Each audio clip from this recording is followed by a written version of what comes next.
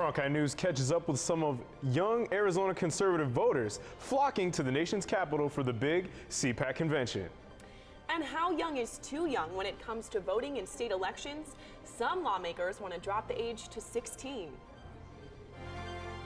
Cronkite News starts now. Good evening and welcome to Cronkite News. I'm Lucas Robbins. And I'm Cindy Schofield. Thanks for joining us. Our top story tonight is the first GOP debate since Super Tuesday, and sparks are already flying before the debate has even started. 2012 Republican presidential nominee Mitt Romney spoke out against Donald Trump, warning America of Trump's rising popularity within the GOP. I'm far from the first to conclude that Donald Trump lacks the temperament to be president. Dishonesty is Donald Trump's hallmark. He's playing the members of the American public for suckers. He gets a free ride to the White House, and all we get is a lousy hat. And let me put it very plainly. If we Republicans choose Donald Trump as our nominee, the prospects for a safe and prosperous future are greatly diminished. Shortly following Romney's speech, Senator John McCain released a statement sharing Romney's sentiment, saying, quote, "I would also echo the many concerns about Mr. Trump's uninformed and indeed dangerous statements on national security issues that have been raised by 65 Republican defense and foreign policy leaders." But it didn't take long for Donald Trump to fire back, holding an impromptu rally in Portland, Maine, just a few hours after Romney's comments. He was interrupted by protesters a few times before responding to attacks from the GOP establishment. I heard that Mitt Romney made a fairly long speech. And I mean, honestly, I thought I'll just address it quickly because it's irrelevant. Look, Mitt is a failed candidate. He failed.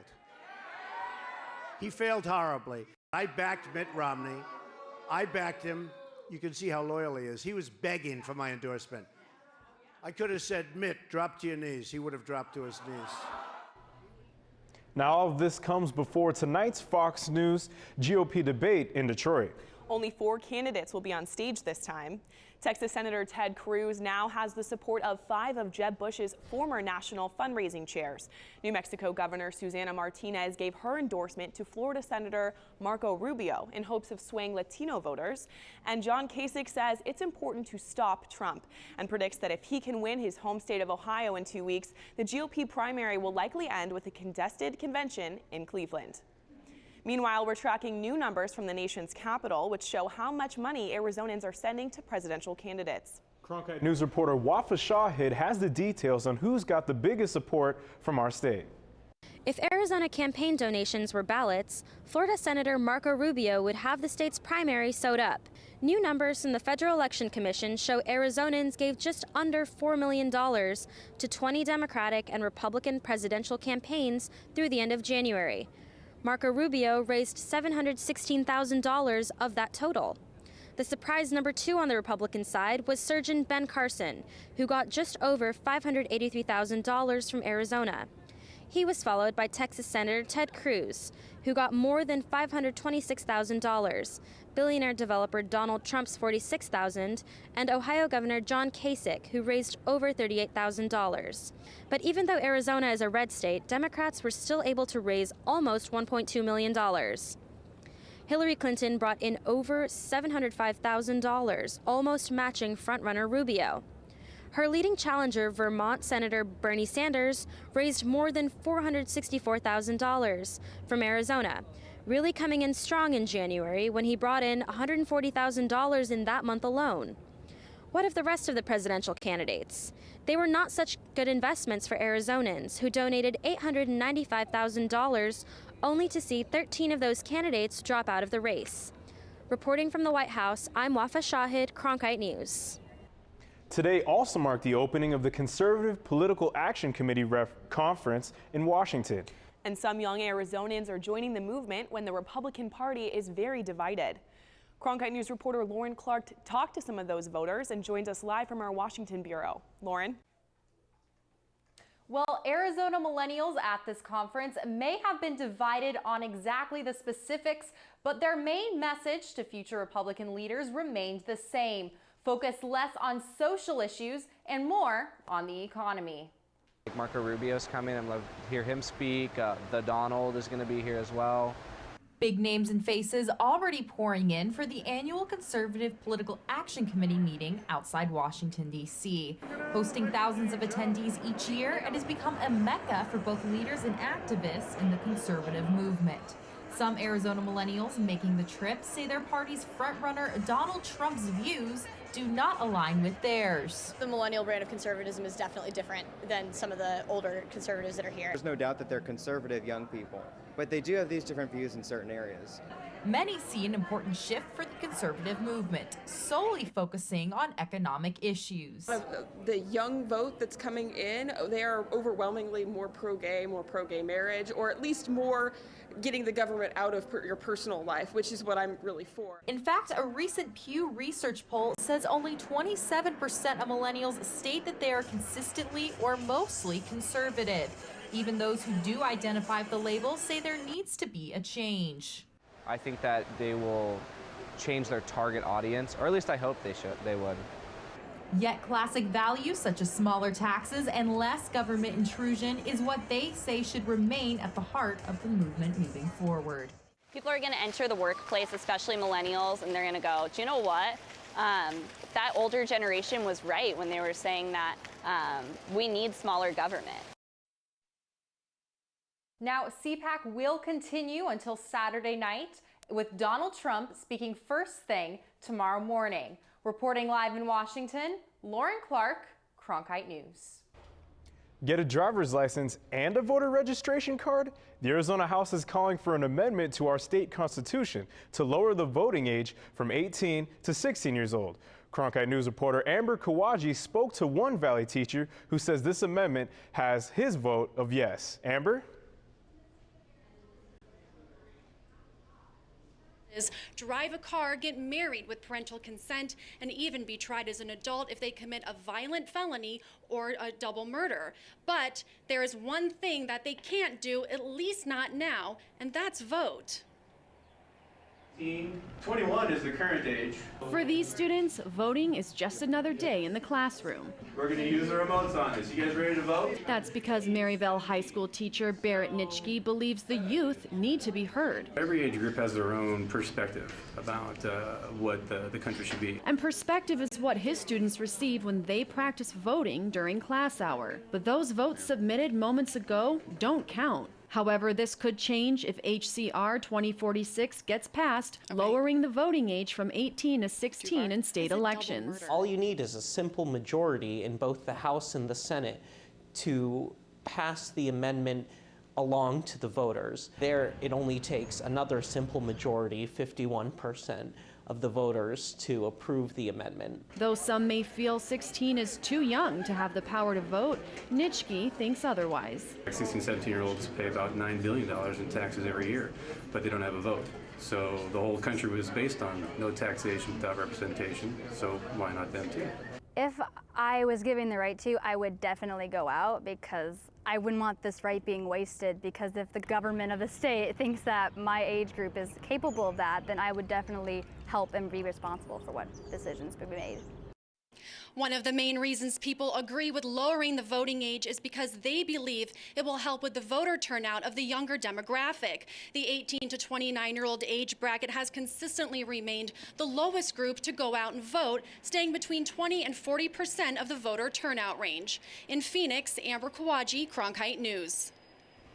Maricopa County Sheriff Joe Arpaio announced the results of a massive drug operation focused on cracking down on heroin in the valley. Arpaio said that since the operation began last September, his department made 102 arrests.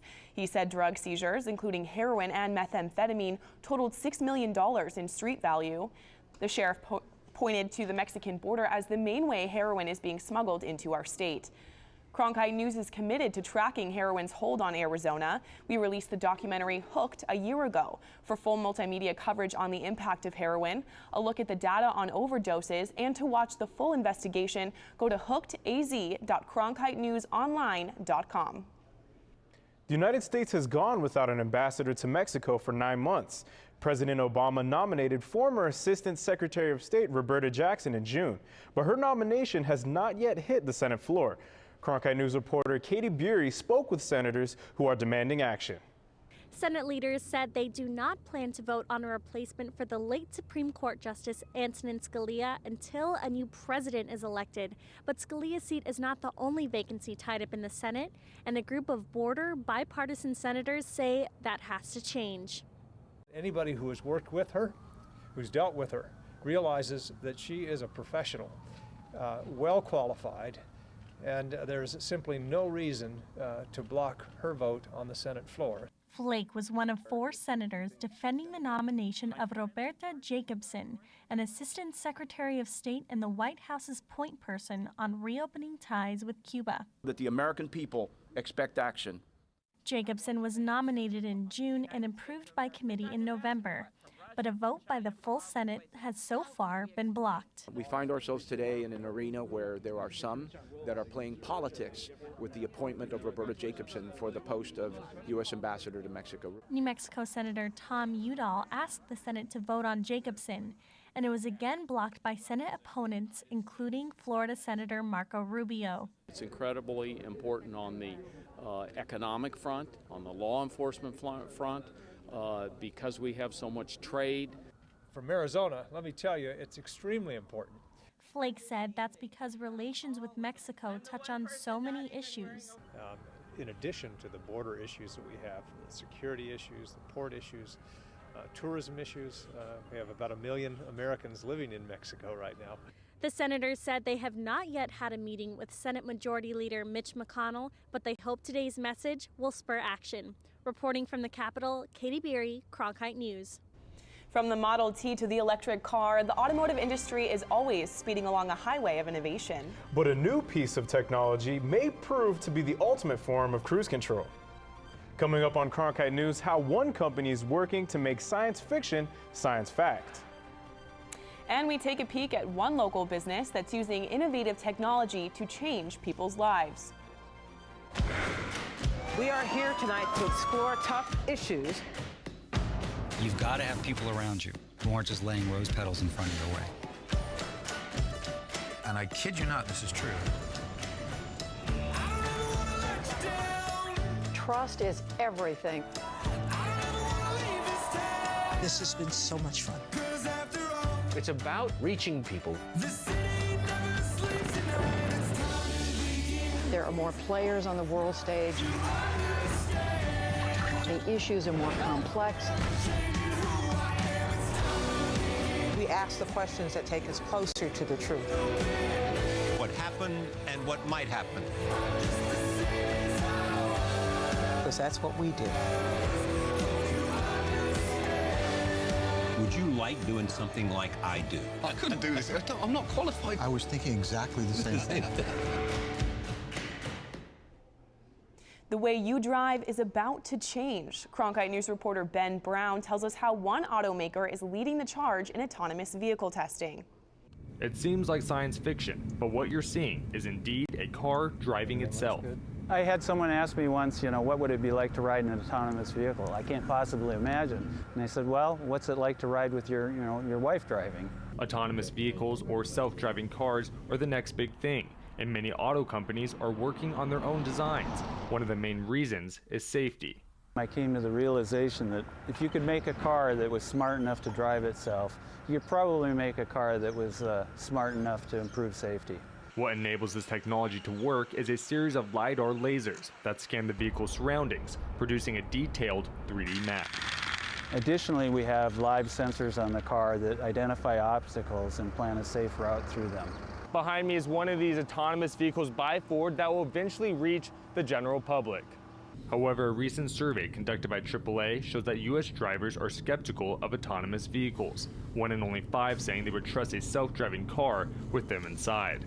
But one Valley driver disagrees. It's really no different than cruise control, it's just a lot smarter and safer than cruise control. And the Arizona Department of Transportation says they are in full support of the new innovation. We're encouraging folks to come to Arizona, do the pilots, do the demos, encourage that technology. Ford expects to have the technology for their fully autonomous, no human interaction needed vehicles ready in about 4 to 5 years. Until then, you're stuck behind the wheel. In downtown Phoenix, Ben Brown, Cronkite News. And keep an eye out. Ford is currently testing their autonomous vehicles on public roads here in Arizona, so you may see one around the valley. Another Valley business has been using eye movements to help empower those with limitations. According to the 2010 census report, 1 in 5 people in the U.S. have a disability, and Cronkite News reporter Gilbert Cordova found one of those men using this life-changing device. The way that I use it really is in every aspect of my life. Howard Bell is still confined to a wheelchair, but this device has made a world of difference. With the blink of his eye, he can answer emails, send text messages, surf the web, and do it all himself. To give me that privacy and that independence that most people utilize on an everyday basis that I had never before imagined would be possible for someone like me. Keith Jackson says the software made at his company can be used by many people living with physical challenges such as MS, as well as other disorders such as traumatic brain injuries and strokes. We really want to help empower users to be able to be able to communicate and help others be empowered. Now, Bal says he wants his eye technology to conquer new areas. They can't cook for me, so I can't figure out why they haven't been. No, I'm just kidding. But in all honesty, there's not. When you've gone without for so long, to think about the drawbacks is very difficult. Bal says he has an independence he never had before. And independence is something he cannot take for granted. In Phoenix, Gilbert Cordova, Cronkite News. Jackson at iTech Digital Systems says that the software is also being used to help in the early diagnosis of concussions.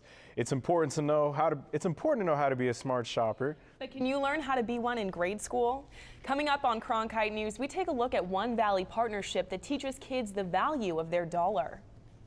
And we look at how the 2013 Fix, Adopt, Save campaign has helped reduce the number of euthanized animals in Arizona.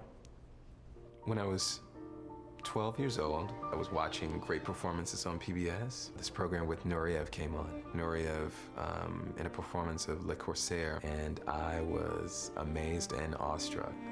I really wanted to do it. I was street dancing at the time, and I never thought of formal dance until I saw great performances.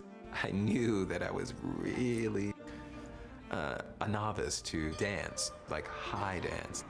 I decided to check out the high school performing arts. And so one thing led to the next. Today, as a recognized dancer, I absolutely believe that when I saw the performance, it affected me tremendously. And I know that's what happens when I teach. I'm opening an option for them that they hadn't seen before.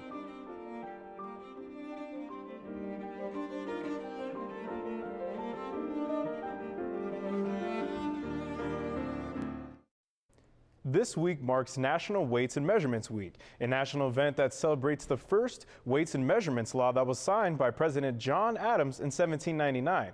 Cronkite News reporter Amanda Kukula went along as students learn what it takes to be a smart shopper. Fifth grade students from Butler Elementary have been learning the importance of units of measurements while sitting in their classrooms. But with the help of Walmart and the Arizona Department of Weights and Measures, the students took the test out to the real world. I hope that they learn that the math they're learning in class is not just for testing, but also to help extend your money and the value of your dollar. The Arizona Department of Weights and Measures teamed up with stores across Arizona to teach elementary students how to be smart consumers. Cesar Rodriguez, an investigator for the Arizona Department of Weights and Measures, shows kids that what they're learning in school is essential in today's world. We have various stations where we help them see the math that they're learning in school applies to everyday life and how they can put not only the learning they're putting in school, but put it to function out here in the real world. This fun way of learning units includes stations, such as knowing how to calculate the volume of pumping gas, checking labels before purchasing, checking wear and tear, and price verification. The importance of these stations is that for us, it's a big chunk of what we do for the consumer out there. But at the same time, it hits specific to their curriculum and what it is that they're learning at this age group. Damian DeSantiago, the compliance manager for the Department of Weights and Measures, believes that these stations will improve the way they will shop. I feel that they will be excited about the different shopping methods and the different abbreviations that you actually see in the store LBS for pounds, the abbreviation for each. I want them to leave here knowing they can go home and teach their parents, and it just makes you a better consumer. The Arizona Department of Weights and Measures have been traveling around Arizona all week, working with different schools from Yuma and Tucson. Amanda Kukla, Cronkite News. More than 37,000 cats and dogs in Maricopa County were euthanized in 2012, but thanks to an Animal Alliance group, this number has plummeted. Cronkite News reporter Elena Mendoza tells us more about their efforts. Pit bull mixed dogs, which make tremendous pets, but we do have an overpopulation of these types of dogs. And there are too many Chihuahuas and cats in shelters as well. People tend to kind of, I wouldn't say neglect their cats, but they kind of don't necessarily take as active a role in their veterinary care as they do with dogs most of the time. But there has been a drop in the euthanasia rates. This week, Mayor Greg Stanton and members of the Animal Alliance group gathered to announce the results of the initiative that was launched in 2013. A 71% drop in euthanasia, that is staggering.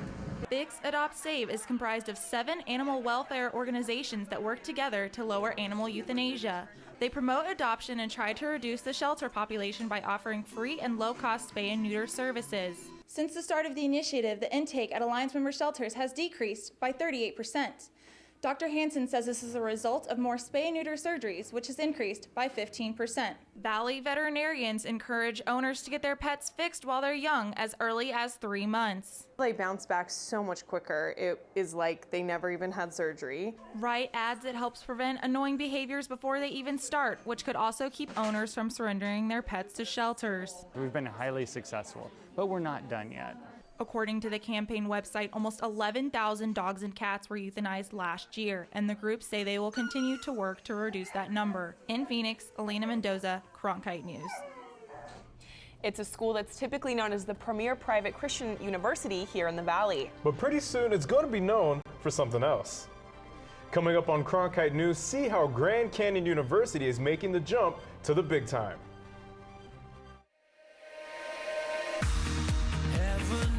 You're a dreamer, don't hide it from anyone, don't hide it from anyone. Hey, would you believe me if I said we are here for a reason now? This is our life, this is what counts, this is for us. I will go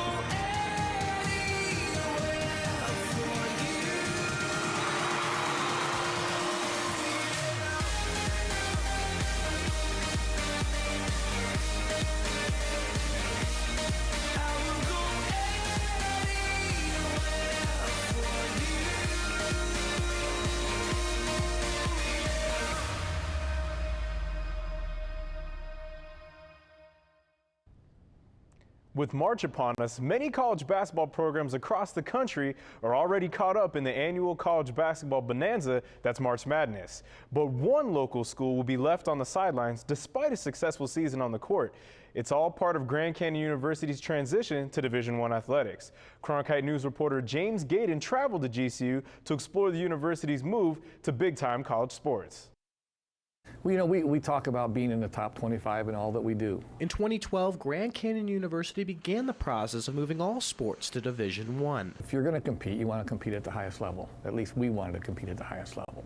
We have 22 Division I athletic programs, and we're really pleased with what they're doing as well. We're in our third year of transition from Division II to Division I. That's not an easy thing to do.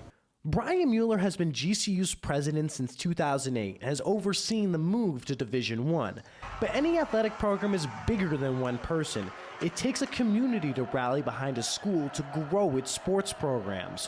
One thing that is taking flight is GCU basketball under Dan Marley, the former Phoenix Suns star, who in just 3 years on the sidelines has amassed over 50 wins. We're writing such a great story today. You can look back of all the teams that transitioned from Division I to Division II in their third year. There hasn't been a record like this, not even close. Grand Canyon University wanted to show that they're committed to their students, faculty, and stockholders by pouring $400 million over 4 years into the new facilities like GCU Arena behind me. and the attention that it's bringing on our campus is very exciting. Founded in 1949 as Grand Canyon College, GCU's move to Division I athletics will continue to raise its profile in a state that, well, already has 3 major universities with established identities and traditions. We got a great state university system. We think the world of the state universities. We think the world of the community colleges. But we have something to offer too. We're just something in addition. And it's taking some people a while to get used to that, but we feel confident. That was James Gaden reporting. Our Cronkite sports team has a series of reports on the rise of GCU in the Valley. You can check it out at cronkitenews.azpbs.org. Cronkite News is proud to be the news division of Arizona PBS. Here's what's coming up on Arizona Horizon and PBS NewsHour. Arizona Horizon, a debate on efforts to greatly expand a program that allows tax money to be used for private and religious school tuition. And we'll hear about a new collaborative program designed to improve STEM education. I'm Gwen Eiffel on the next NewsHour, making sense of sexism on Wall Street. That's Thursday on the PBS NewsHour.